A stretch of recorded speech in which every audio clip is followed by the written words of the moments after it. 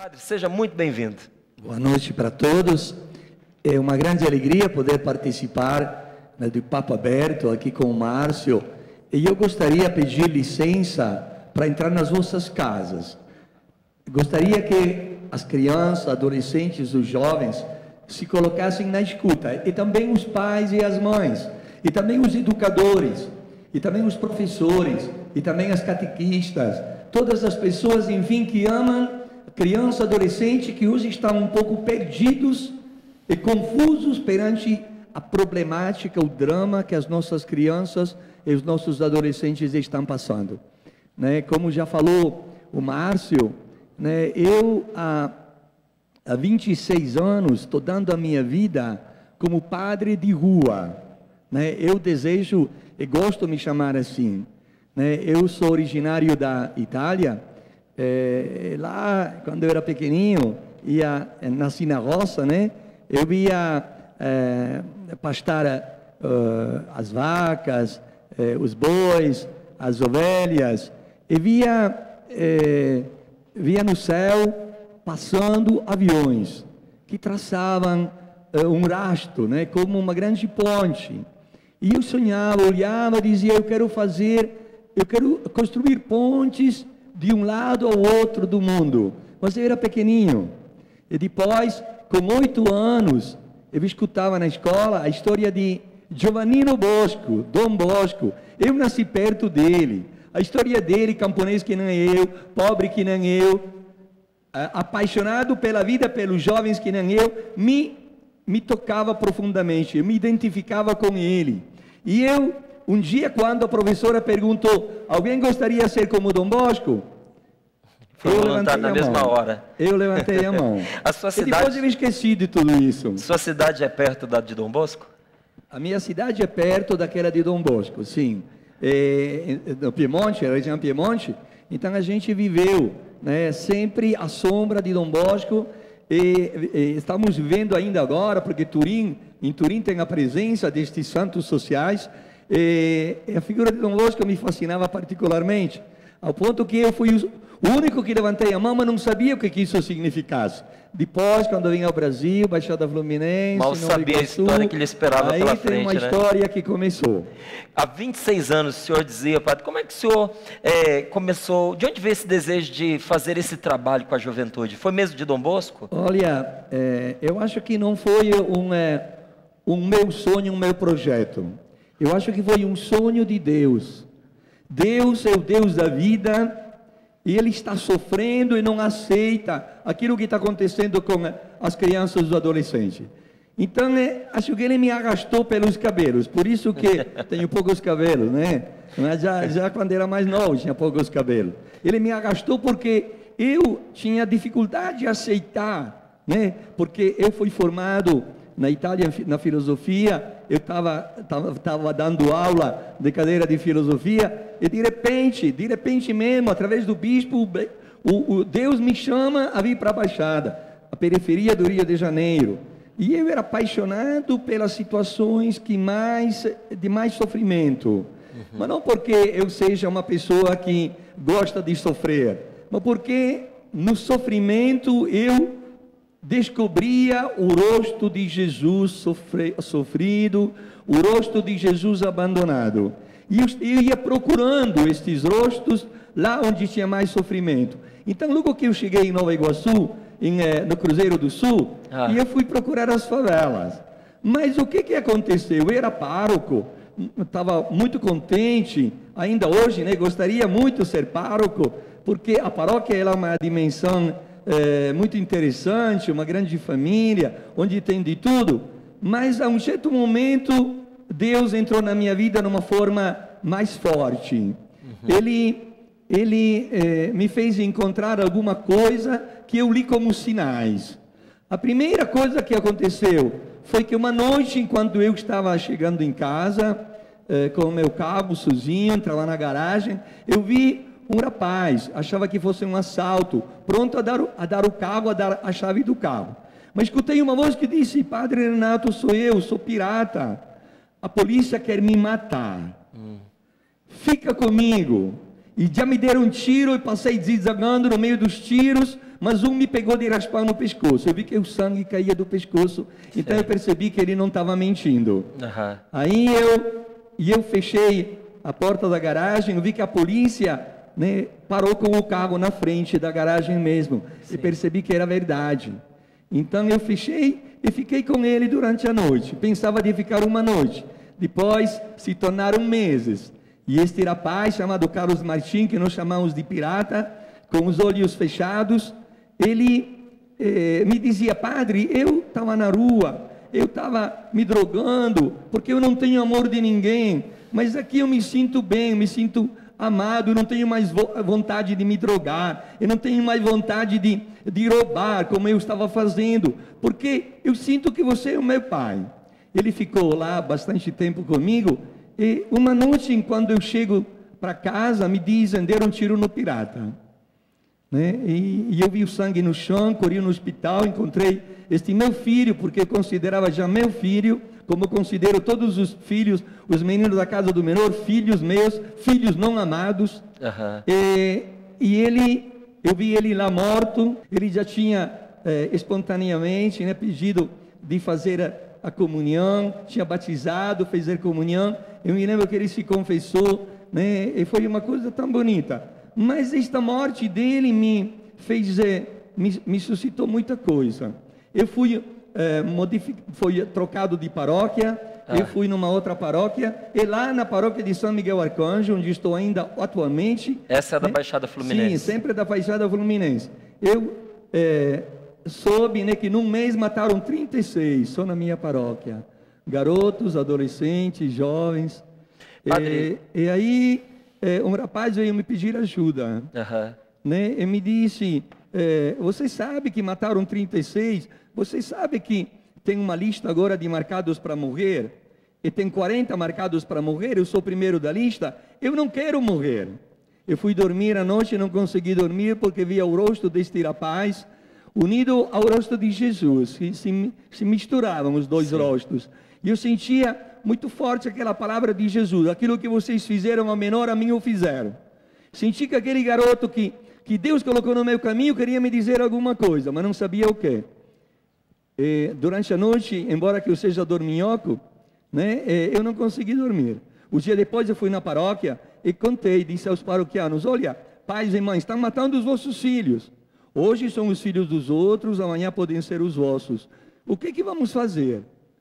E todo mundo baixou a cabeça, ninguém sabia o que dizer. Aí eu fui aos jovens e falei a mesma coisa. Disse: escuta, estão matando os vossos amigos. Vocês estão aqui fazendo crisma, mas seguir Jesus quer dizer, né, ajudar a não morrer nos jovens. Dos outros também, né? E aí uma garota disse: eu vou contigo. E assim começou a aventura. Os meninos já vinham na porta da minha casa. Não era eu que os chamava, são eles que vinham. Quando eu entrava em casa, devia passar sobre o corpo deles. E me fazia mal, né? Um padre que prega o amor de Deus passar sobre o corpo dos meninos. Eu subia, depois descia, pegava os meninos e colocava na minha casa. Foi com esse convite que o senhor fez ali na paróquia que nasceu a Casa do Menor? Aí nasceu. Aí começou os meninos vir na minha casa. Depois os paroquianos ficaram muito preocupados, porque os meninos quebravam os vidros da igreja, roubavam a mim, me diziam: padre, você é maluco? Eu disse: o que vamos fazer? Né? Eles são meninos que não tem ninguém. Não sou eu que estou chamando, são eles que estão vindo. Aí eu botei eles na picape. Primeiro a Casa do Menor foi a picape, depois na garagem. Tirei eles moravam na picape no começo? Na picape inicialmente. Depois eu me sentia mal, dizia Jesus na picape, e eu num quarto, na cama. E depois na garagem eu tirei o fusquinha que eu tinha e disse: o fusquinha pode dormir fora, mas Jesus não. O senhor começou com eles na picape porque no começo estranhava a presença deles, tinha medo? Porque não tinha nada, tinha só a minha casa. Tinha só a minha casa. Né? Hoje nós temos 40, 50 casas, mas não tínhamos nada. Os meninos vinham, dormiam na varanda, e aí depois um chamava o outro e iam dizendo: vendo. Vocês querem... um chama o outro dizendo: lá tem um padre que quer bem a gente. Lá tem alguém que acolhe a gente. Desses jovens, padre, que o senhor resgata das ruas, quantos deles conseguem de verdade mudar de vida, conseguem renascer? Olha, a gente não não tem estatísticas. Não dá para quantificar, né? Nós temos já, porque o nosso trabalho é variado, o nosso trabalho é abordagem de rua, é primeira acolhida, é casas-lares, escolarização, profissionalização, inserção no mercado de trabalho. Já passaram 45 mil. Eu poderia dizer que... 45 mil? Sim, eu poderia dizer em várias formas, não são todos meninos de ruas, também um trabalho preventivo, também é trabalho com a comunidade. Eu poderia dizer que um 80%, né, se reergueram, encontraram uma vida, está encontrando uma vida nova. Então veja lá, ó, 80% desses jovens tirados da rua apresentam sinais de transformação, sinais de mudança. 45 mil jovens já passaram por esta casa. Não é? Você por várias casas. Por várias casas. Estamos agora em 5 estados. 5 estados. São 5 casas? São várias casas. São 5 grandes centros. E aí tem várias casas unidades, e tem vários tipos de atendimento. Então, olha, tenho certeza que você já tem aí as suas questões para poder colocar aqui para o Padre Renato. Já entra no Twitter, já passa o seu SMS. Que pergunta você gostaria de fazer para ele? Eu sei que nos grandes centros urbanos, muitas pessoas às vezes se sentem desconfortáveis com a presença desses jovens pelas ruas, tanto porque se comovem como o Padre Renato se comoveu, outros porque temem a atitude desses jovens em relação a si, não é? Então vamos aproveitar, quem é especialista no assunto, já manda a sua pergunta para cá, porque nós estamos esperando aí a sua participação. Agora, Padre, eu queria que o senhor dissesse para nós como é que se baseia o tratamento da casa do menor. O que vocês fazem para a recuperação desse jovem e a estimativa assim, de tempo que já se tem para manifestar alguma mudança?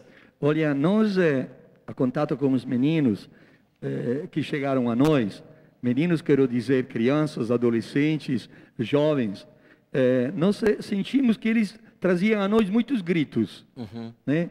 Por fome, por papai e mamãe ausentes, né? Por família, grito por escola, educação, grito por trabalho, grito por emprego, grito por futuro, por cidadania, por protagonismo. Mas nós colhemos um grito mais profundo, grito por presença, grito por ausência de presença de alguém que me faça sentir filho.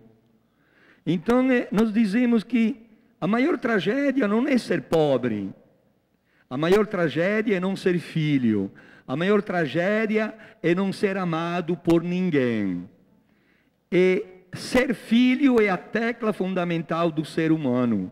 A contato com esses meninos, nós fomos construindo um caminho pedagógico, religioso, espiritual, de resgate, que nós resumimos, né, na palavra pedagogia presença. Da presença. Presença.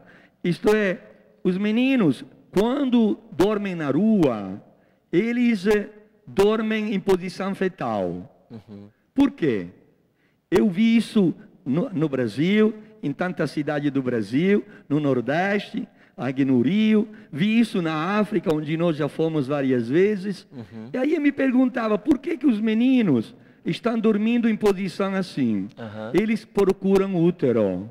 À noite, quando não tem ninguém que os espere, eles, numa forma inconsciente, eles procuram útero. Aquele útero que o Jerônimo não conseguiu dar continuidade processo, né? ao processo, que depois o gerou e depois os expulsou, os rejeitou.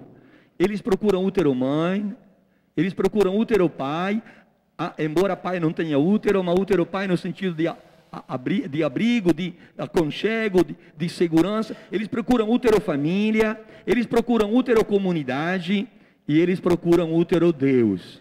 Padre, agora sim, eu penso que muita gente que gostaria de realizar um trabalho semelhante ao seu, não é, tem medo, se sentem desafiados a começar a ter uma atitude em favor desses jovens, mas Tem medo porque são crianças que ficaram sem referência, que se envolveram com drogas, que foram engolidas pela bandidagem, não é? E tem medo de uma resposta agressiva desses jovens.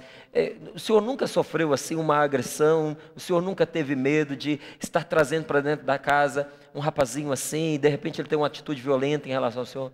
Eu nunca tive medo, porque deve ter medo destes meninos, sabe quem? Quem não nos ama. O amor se sente, o amor se sente. Eu não tive medo, mas eu sou protegido por eles. Agora, por exemplo, estou entrando nas Cracolândia da periferia do Rio. É incrível, mas verdadeiro. Quem me acompanha são traficantes. Eles fazem a sua guarda. Eles que me fazem a minha guarda, eles que me acompanham, eles que me ajudam. Por exemplo, o senhor vai lá. Eles sabem, eles sentem quem é que está lá para ajudá-los e quem é que está lá para atrapalhá-los. Uhum. Então, eu dizia que nós captamos que eles precisam se sentirem filhos. E a casa do menor quer ser a presença de Deus, amor, pai e mãe, que permita a ele de sentir que tem alguém que os ama sem esperar nada. Então, em algumas Cracolândias, o senhor já é conhecido, o seu trabalho é conhecido, tem esses jovens que o protegem, que o inserem lá. Mas quando o senhor chega pela primeira vez num espaço onde o senhor não é conhecido, como é que é essa primeira abordagem? Como é que o senhor faz para chegar a esses jovens? Eu chego com tanta naturalidade. Eu chego, geralmente não chego sozinho, mas também sozinho. Eu agora já estou mais coroa, mas quando eu era mais novo, eu via muito lá no Rio, à noite, à meia-noite. Eu tenho vários episódios, eu ficando com os meninos abaixo das pontes. Eles depois vinham me proteger, me levar até ao carro. Uma vez nós corríamos, a polícia pensava que o pessoal estivesse me assaltando, entraram lá com fuzil, e eu disse, o que está acontecendo? Me perguntaram, eu digo, nada, eu estou com eles. Eu venho sempre procurá-los. Mas não estavam assaltando o senhor? Não. E contou um episódio interessante. Uma nossa educadora, ela estava no ônibus e todo mundo estava sendo assaltado. Tinha alguns garotos que estavam assaltando. Quando chegaram perto dela, assaltaram ela. Depois viram que ela estava com um crachá. Não matem nossas crianças. Olharam para ela, reconheceram, devolveram tudo. E disseram, esta não, porque esta gosta da gente. Sabe, vocês pais devem entender que nós estamos dando presentes aos meninos, mas não estamos mais sendo presença. Uhum. Jesus veio na terra, ele se fez simplesmente presença. Emmanuel quer dizer isso. Ele se fez presença para preencher as nossas ausências. Agora, quando o senhor chega lá, quando o senhor leva essa presença de amor, não tem criança que, até por causa do sofrimento que teve, da rejeição que teve, que passou a desacreditar do amor, não cria uma resistência, não fica armada assim no começo? Eles logo não acreditam logo, eles fazem pergunta. Precisa uma persistência de caminhada. No começo ficam desconfiados. Sim, precisa. Eles ficam um pouco desconfiados. O que quer este gringo? Porque tem jeito de gringo, né? Também hoje tem muitos problemas, né? Também de todo tipo. Então eles ficam um pouquinho desconfiados, mas eu não sei. Os meninos logo se aproximam de mim, né? Dizia Dom Bosco que um pouco de mel atrai muito mais do que uma garrafa de fel. Então, acho que eles sentem que a gente gosta deles, que a gente está lá para amá-los.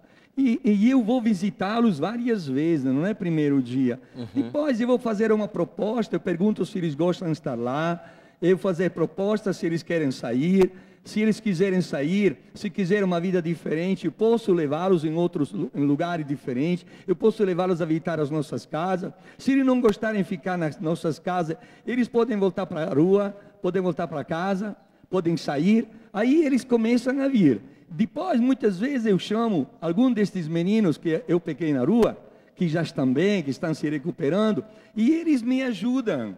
Eles vêm e contam aos outros e dizem, olha, eu estava como você na rua, agora olha, nós encontramos a casa do menor. Eles mesmos se tornam pescadores de outros, estou, né?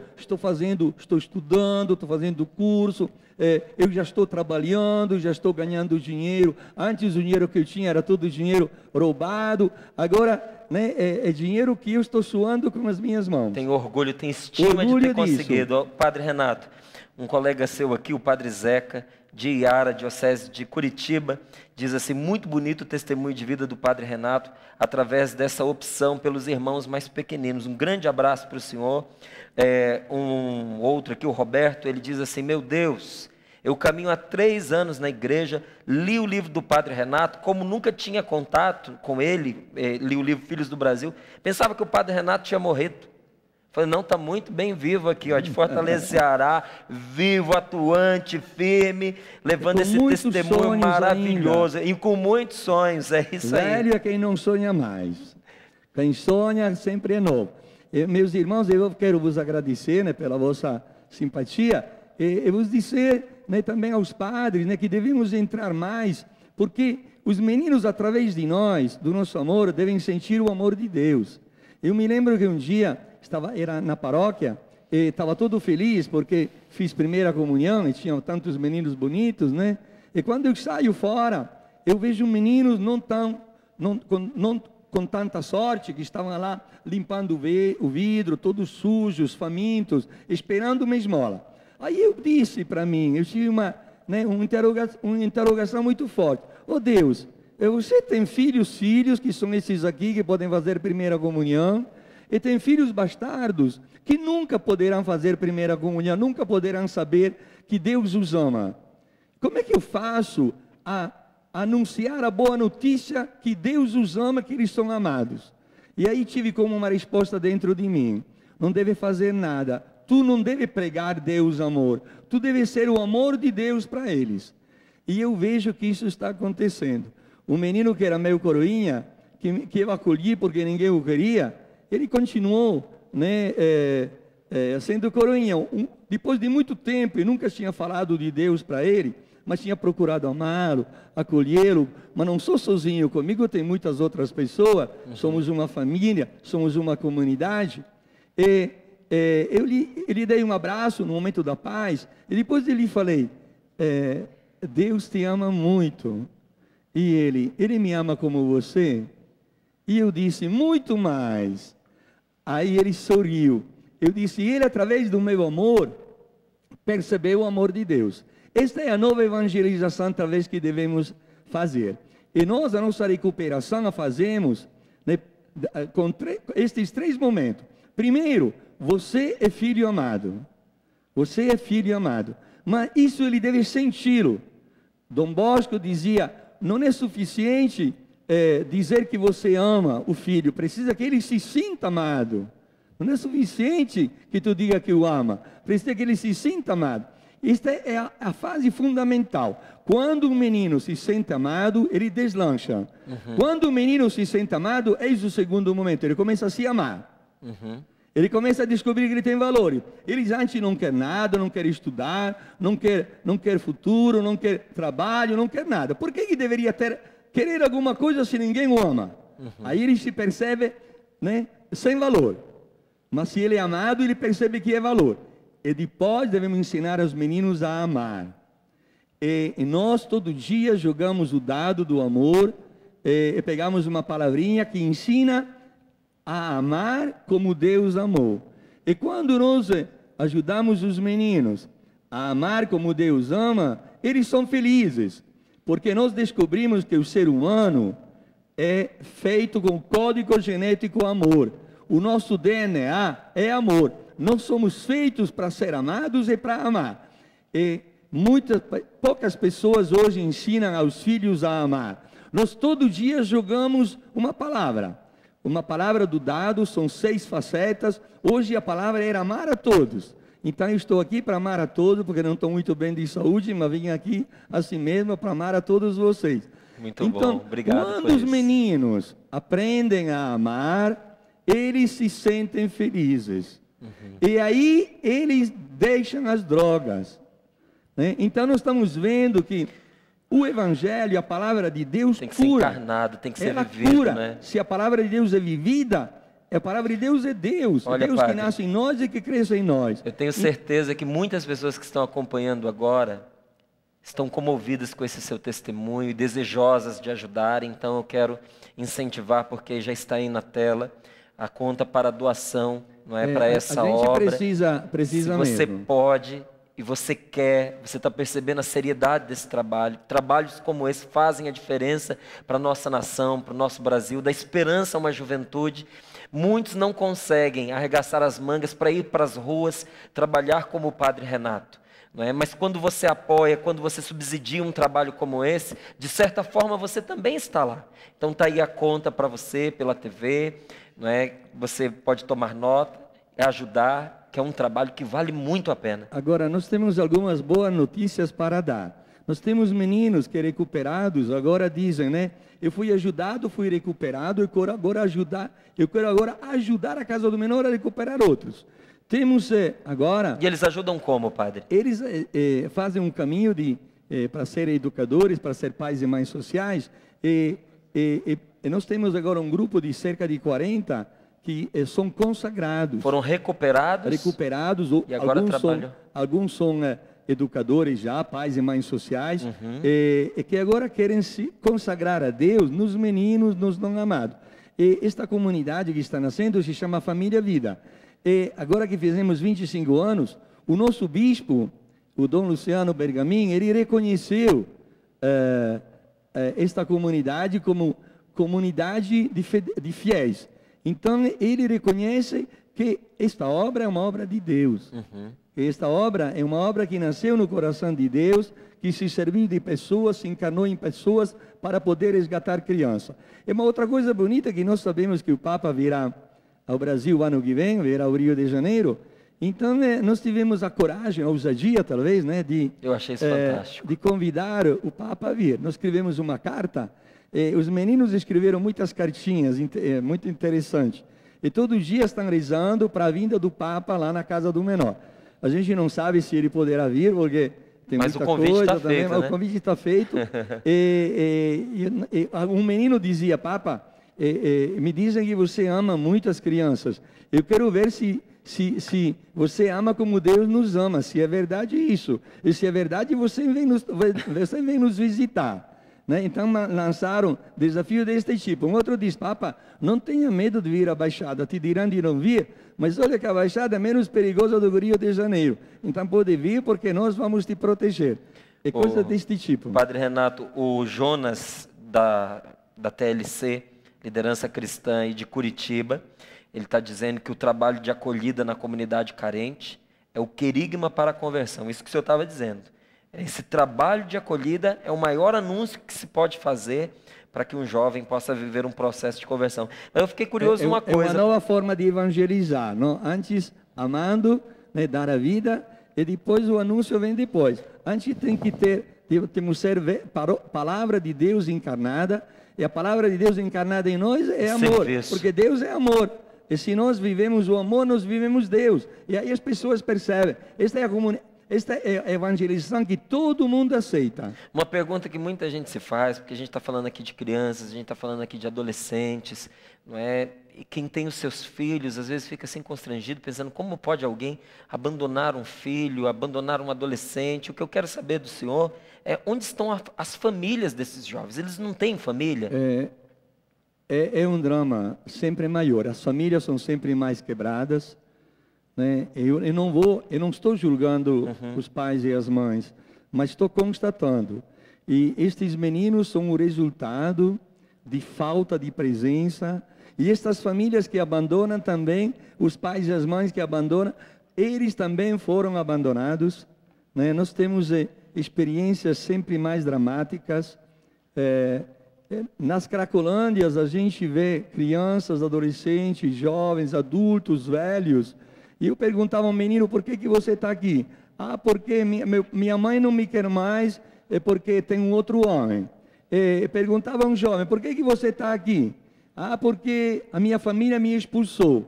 Perguntei a uma senhora, com a sua idade, a senhora está aqui? E ela, eu tinha filhos, mas todo mundo me abandonou. Tinha um senhor de mais de 80 anos também na Cracolândia. Perguntei por que ele estava lá. A mesma história. Todos eles, né, se sentem rejeitados. Nós falamos que os meninos hoje são violentos. A maior violência é não ser amado. A maior violência. Não ser amado quer dizer, né, ser negado na tua identidade. Então, estes meninos, eles estão devolvendo aquilo que eles receberam. Mas eu posso dizer que se a gente consegue construir ao redor deles este útero comunitário, esta família, esta comunidade, estes laços trinitários, isso faz a semente brotar autonomamente. Nós não devemos mudar os meninos. Nós não devemos pretender de mudá-los. Nós devemos só amá-los. Quem nos mudará será Deus dentro deles, que aos poucos vai mudando. Nós não devemos nos preocupar, né, de mudá-lo. Né? Eu não posso fazer crescer uma plantinha puxando a plantinha. Né? Não posso. Eu devo estrumar o terreno. Eu sou filho de camponesa, meu pai não cuidava da planta, ele cuidava do terreno ao redor da planta. E nós devemos criar ambiente ao redor do menino. É isso que está faltando. Não tem mais família, não tem mais comunidade, não tem mais bairro, não tem mais cidades, né, que sejam vivificantes. Nós devemos construir ambientes vivificantes, onde a semente criança possa crescer e desenvolver. Padre, a gente está chegando aqui ao final do nosso bloco, mas antes da gente encerrar, eu queria dizer para o senhor que a gente fica chocado quando a gente percebe que um trabalho assim importante, comovente, como é esse trabalho que o senhor realiza, não é? Ele é um trabalho que na sua origem foi muito criticado, que encontrou muita resistência.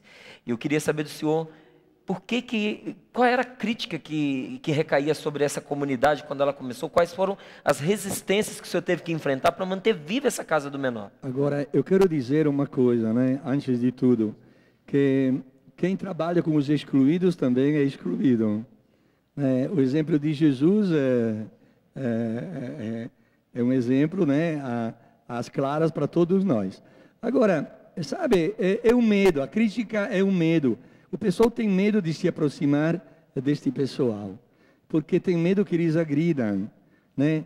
E a outra crítica é que o pessoal pensa que nós estamos criando problema para a comunidade, né? Eu me lembro quando abrimos a primeira casa lá em Teresópolis, botaram uma arma, né, na cabeça do nosso educador, dizendo: nós não queremos vocês aqui.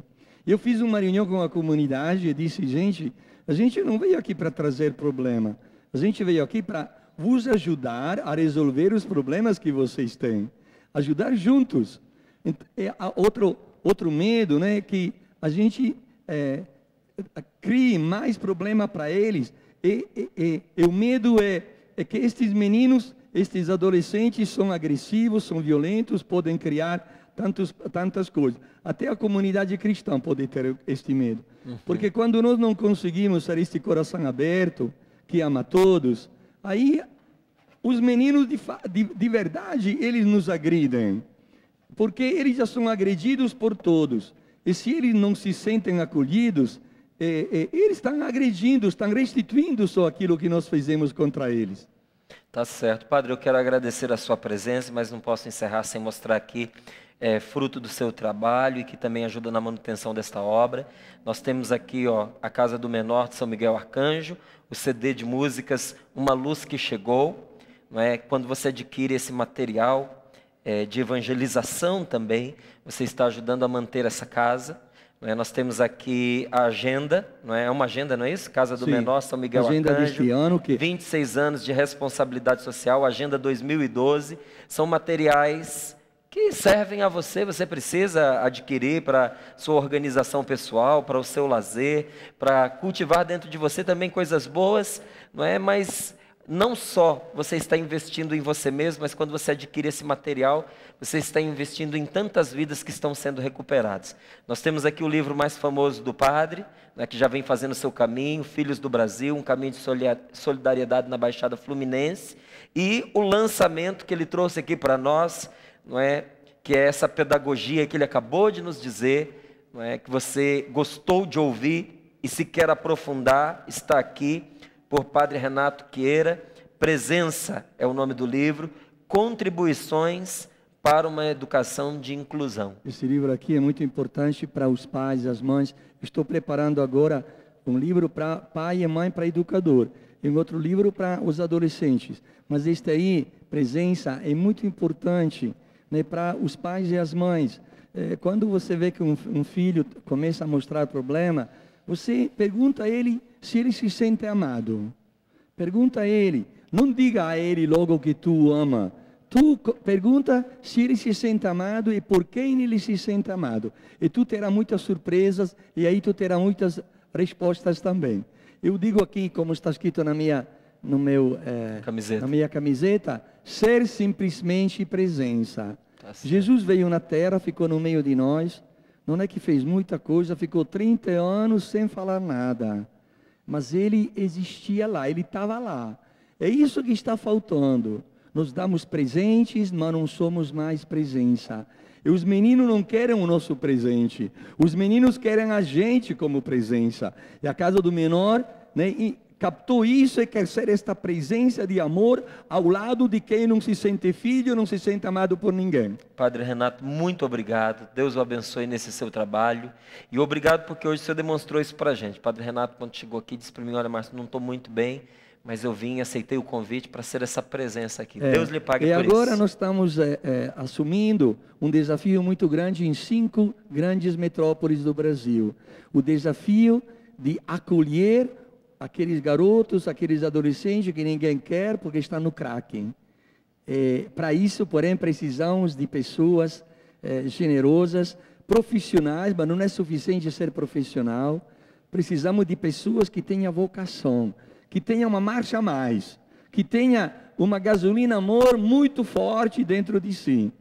Aí, com essas pessoas, nós conseguiremos ajudar quem está no crack, quem está na beira da morte, porque as Cracolândias são cemitérios de vivos que esperam de morrer e procuram se ajudar a não sofrer muito usando o crack. Mas se eles encontrarem um amor verdadeiro, se eles encontrarem o evangelho vivido em nós, e se eles começarem a viver isso, eles também vão se erguendo e vão ressuscitando. É aquilo que nós estamos experimentando. Mas isso não é rápido.